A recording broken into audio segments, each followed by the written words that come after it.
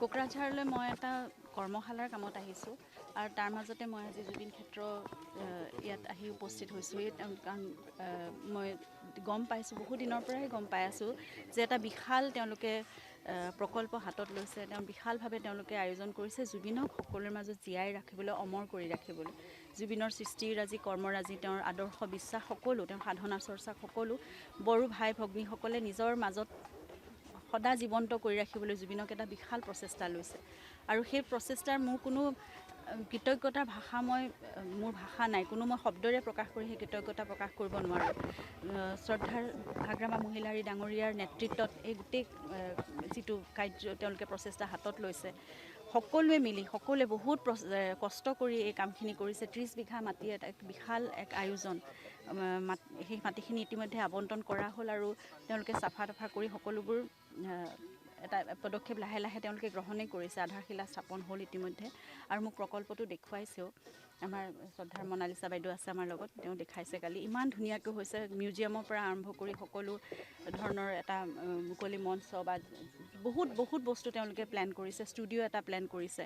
গতিকে যিটো ষ্টুডিঅ' তেনেকুৱা খুব টেকনিকেলি একদম বিৰাট চাউণ্ড এটা ষ্টুডিঅ' ইয়াত হয়তো নায়েই, তেওঁলোকে প্ৰথম এইটো ইয়াত স্থাপন কৰিব বিচাৰিছে।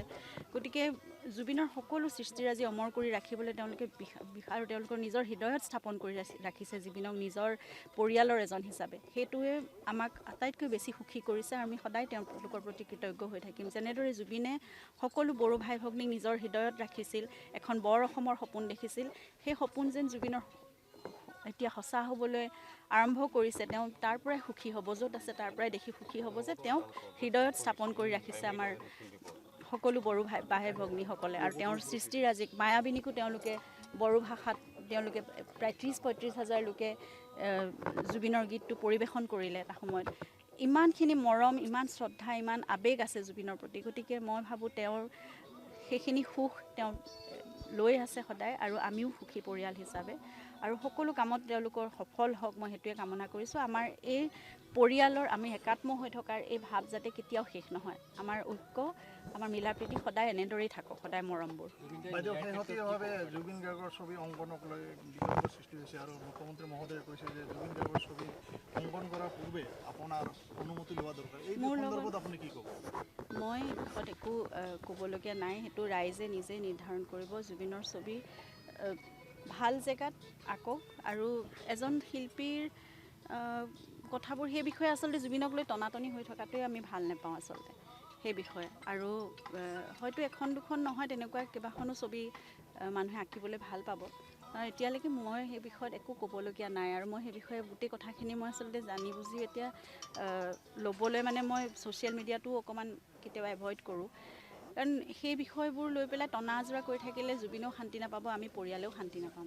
সেইকাৰণে সেই কথাবোৰ এনেও পাৰ্মিশ্যন দিব পৰা দায়িত্ব গোটেই ক্ষমতা মোৰ হাতততো নাই, সেইটো চৰকাৰৰ হাতত আছে, নহ'লে বা সেয়া এডমিনিষ্ট্ৰেশ্যনৰ হাতত আছে। গতিকে এই বিষয়ে আপোনালোকে মোক প্ৰশ্ন নকৰাই ভাল, কাৰণ এই বস্তুবোৰে আমাক কষ্ট দিয়ে। গতিকে মই ভাবোঁ সংবাদ মাধ্যমেও এইটো বস্তুৰ প্ৰতি তেওঁলোক সংবেদনশীল হোৱা উচিত যে পৰিয়ালৰ মানুহক সকলোতে যাতে টানি নাথাকে। যিহেতু জুবিন গাৰ্গৰ বিষয়টো আদালতৰ বিচাৰাধীন হৈ আছে, আপুনি ভাবেনে যে জুবিন গাৰ্গে ন্যায় পাব?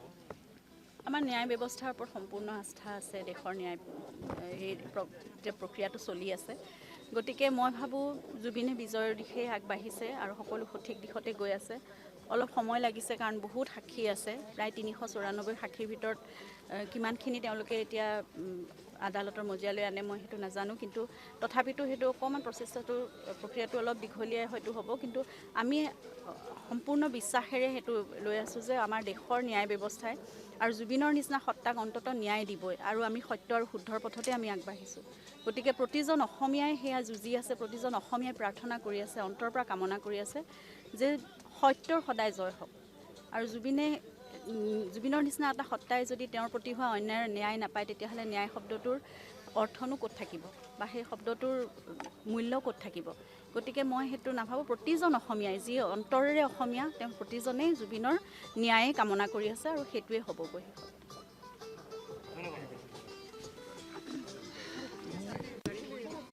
হয়, আজি আমি খুবেই ভাল লাগিছে। আমাৰ গৰিমা বাইদেউ জুবিন দাদাৰ পত্নী নিজে আজি আহি পেলাই আমাৰ কোকৰাঝাৰৰ যিটো জুবিন দা পাৰ্কৰ নামৰ যিটো আমি